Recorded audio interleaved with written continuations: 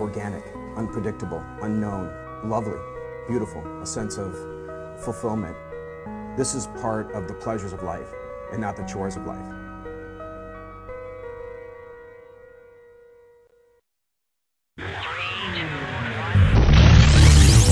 Coming up on Daily Iowan TV, the Colorado shooting suspect could have been a University of Iowa student. We'll tell you why he's not. Plus, see why a group of protesters came to the T. Ann Cleary walkway this afternoon. And in sports, we have this year's first edition of Daily Iowan TV Sports Pregame. That's all coming your way next. Daily Iowan TV starts now. I'm Tom Brokaw. For more than 100 years now, the University of Iowa community has been waking up to the Daily Iowan. Today, it's the largest newsroom in eastern Iowa. And now you can see the news every night on Daily Iowan TV and get it anytime worldwide at dailyiowan.com.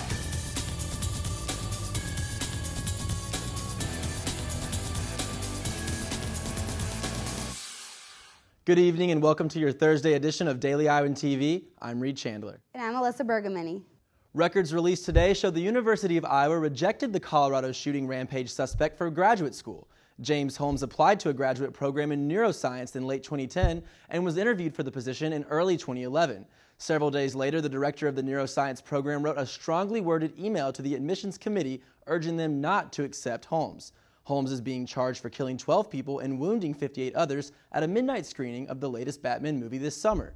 An email from neurology professor Daniel Tranell said, quote, "Do not offer admission under any circumstance," end quote. Psychology professor Mark Bloomberg later replied to Tranell saying, quote, "Don't admit," end quote. The records show Holmes was one of 7 applicants who came to Iowa City for the interview. The records do not explain why Holmes was rejected from the program, but a university spokesman said Holmes appeared not to be a, quote, "good personal fit," end quote. Mitt Romney protesters gathered at the University of Iowa's T. Ann Cleary walkway this evening in light of the Republican National Convention.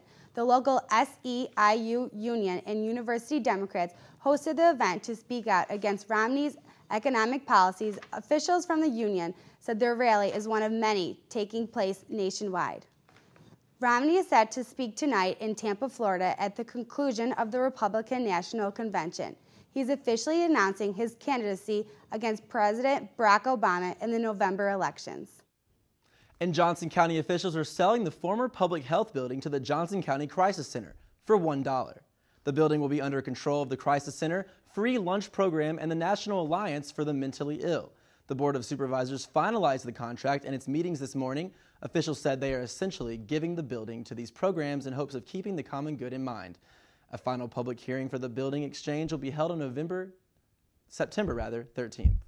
So much more to come on Daily Iowan TV. I went behind the scenes of the only Iowa hospital with a Level 1 trauma center. I'll tell you just where that hospital is located. It might be closer than you think. And in sports, stay tuned for a number of special guests talking Hawkeye football. But first, Iowa City school buses were out and about 1 hour early this afternoon. Today's extreme heat led to an early dismissal for the local district kids. Let's check in with Daily Iowan TV's reporter Ryan Jones to see just when we'll get a break from these high temps. Ryan, what's in store for the weekend? Yeah, thanks guys. It was a really hot one today. It almost broke the record of 98 degrees. Hope everyone stayed inside and stayed cool. Tomorrow we're going to be seeing a little bit of relief, but not by much. In the morning it's going to be clear and 67 degrees. In the afternoon it's going to top out at 90 degrees with sunny skies. So stay inside if you're able to. Now in the evening it's going to cool down to 72 degrees. We will have around a 30% chance of rain overnight. Now, looking into the extended forecast, the weekend may be wet. Saturday we have a 40% chance of thunderstorms and a 10% chance on Sunday.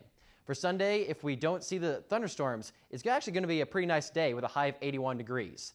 Then on Monday, we have a high of 89 with a 20% chance of rain. Tuesday and Wednesday, it'll cool off to around the mid-80s. If we can avoid the rain, it actually might be a nice week. So that's the look of the weather. Back to you guys at the desk.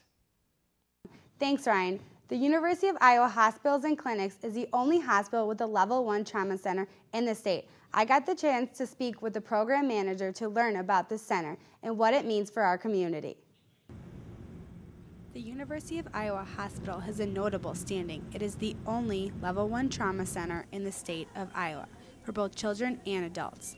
The Trauma Center is classified as Level 1, which means it provides the highest level of specialty expertise and meets strict national standards. Specialized teams and equipment are available 24/7. Across Iowa, there are 118 hospitals, and nearly 90 of them are Level 4 hospitals. So why is it that the only Level 1 trauma center is located in Johnson County? Most Level 1 trauma centers are university-based, again, because of the amount of resources and the research requirements, and most of them are at university-based systems. And since this is, College of Medicine that's here. With only 24 hospitals earning verification to receive Level 1 standings, Michelle, Lily, and Title explains why it is best fit here at the University of Iowa. When we set this up, we did that purposely because we are a rural state, and people get injured in very remote locations, and so a lot of times a life-saving airway or a life-saving circulation, breathing kinds of things are something that you need locally. Earning the title of America's best children's hospital, we are proud that it is located here in Iowa City. Parents Magazine recently named University of Iowa hospitals and clinics 5th in the nation for pediatric trauma. And in other news, the University of Iowa is working with a research company to recreate their marketing strategies. The UI first launched its partnership with Mind Over Media a year and a half ago to find a better way to reach out to prospective students. Mind Over Media has conducted research to help establish a new theme for the university called the Hawkeye Way. The UI is unleashing its campaign this weekend by distributing new materials to, quote, mass marketplaces, end quote. A more concentrated campaign will begin in September. And now Daily Iowan TV's Lauren Moss and Josh Bolander are here for a look at Hawkeye sports. Hello, what is up, and welcome to Daily Iowan TV Sports' first pregame show of the year. Over the next several minutes, we'll be covering everything you need to know about the Black and Gold season opener versus North Illinois at Soldier Field in Chicago. Plus, we'll be talking to guests from around the country to get you as much perspective as possible during our brand new segment, the Daily Iowan TV Sports 2-Minute Drill. But before we get started, Josh, Daily Iowan TV Sports' Nick Rector tells us why a win over the Huskies might not be so easy for the Black and Gold, while also filling us in on everything you needed to know about a busy Hawkeye offseason on the gridiron. The Iowa football team kicks off its season this Saturday, playing Northern Illinois University at Soldier Field. And while many Hawk fans are confident in their team, they're going to find out this game is going to be a lot closer than they expect. This year, the Hawkeyes are the youngest team that have ever played under Coach Ferentz in his 13-year tenure at Iowa. So as you can imagine, young players will need to step up this season, especially in the first game. The defensive line will get that chance on Saturday, as Ferentz plans on rotating 7 or 8 different players in those positions. He also has multiple options to choose from at the running back position this year, with Damon Bullock, Greg Garman, and Michael Malloy all fit to see playtime on Saturday. It will be a collective effort, as Ferentz put it. However, with new offensive coordinator Greg Davis now rustling through the Iowa playbook, we will probably see a lot more passing than running on Saturday. And with arguably the best passer in the Big Ten, James Vandenberg, as Iowa's quarterback, why not? Northern Illinois will be a tough opponent, though, winning 22 games in their past 2 years and sporting a much more experienced team than Iowa. They also have another edge in the fact that they've been practicing at Soldier Field all week, while Iowa has only been practicing on grass for a few days. So on Saturday, look for Iowa's offense to carry the team, and let's just hope the defense can keep up. Nick Rector, Daily Iowan TV. All right, thanks, Nick. And now we're going to head to the Daily Iowan newsroom, where Ian Martin caught up with the Daily Iowan sports editor, Molly Olmstead, for her take on this year's version of the Hawks.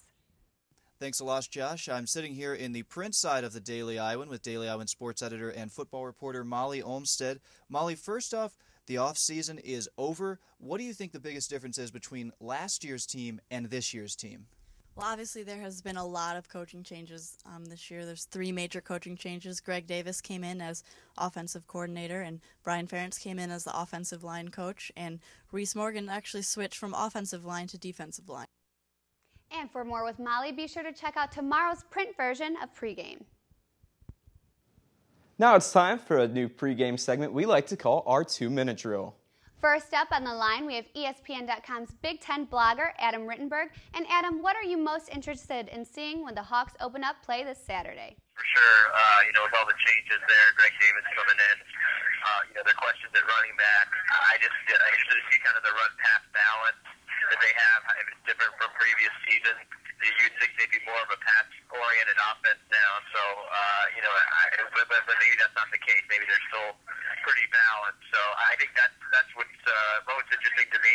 Who plays running back and how the offense looks, the different formations and the tempo and so forth.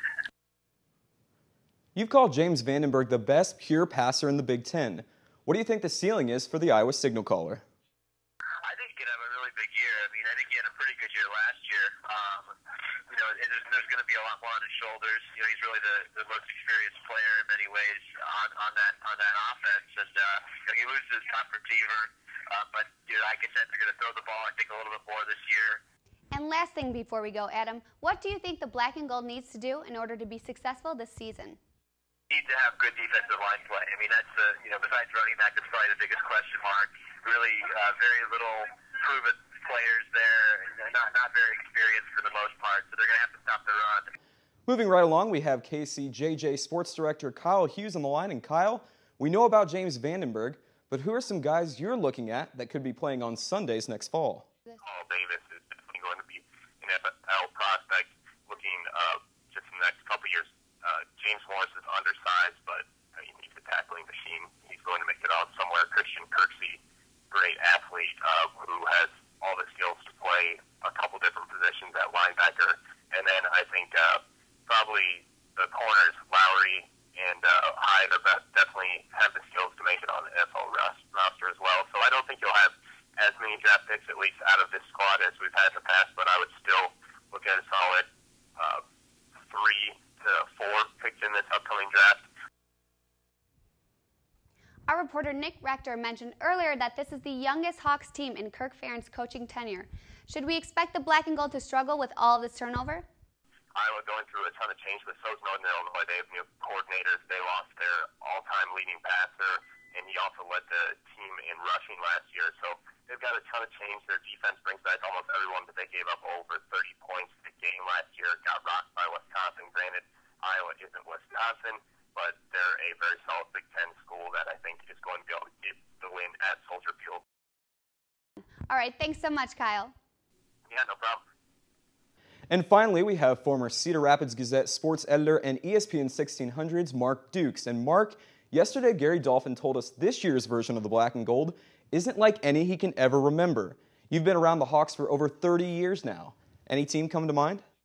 Yeah, I thought about that, and with a senior quarterback, you've always got to look at, those teams like when Chuck Long was a senior and Hartley and all those guys. And of course, Mark, we have to ask the question on everyone's mind, will the offense finally open up under Greg Davis? I think it will to a certain extent, but we always got to remember that Kirk Ferentz is the captain of the ship, and he's going to have the last call on things. I do think that the fact that all the coaching shuffling means that Kirk reevaluated everything. And thanks, Mark. Appreciate it. No problem, Josh. And only with Daily Iowan TV Sports can you get a preview of tomorrow's print version of Daily Iowan pregame, where the sports staff will not just examine the featured matchups from this weekend of college football, but will also feature Hawkeye tight end C.J. Fedorowicz. And we end tonight's show with Daily Iowan TV Sports' own Ann Constable, who caught up with the Hawkeye playmaker. Annie Constable standing here with C.J. Fedorowicz. C.J., your coaches in the presser earlier mentioned, how deep the tight end position is. Can you talk about that a little bit, the guys you're competing with for the position? Yeah, young guys, old guys, we're all working hard here in practice, and, we've been working all summer long, and everyone's coming along good. And that's all for Josh and I here at pregame. Be sure to tune in next Monday for highlights of the Hawkeyes' trip to Soldier Field. Thanks, and go Hawks.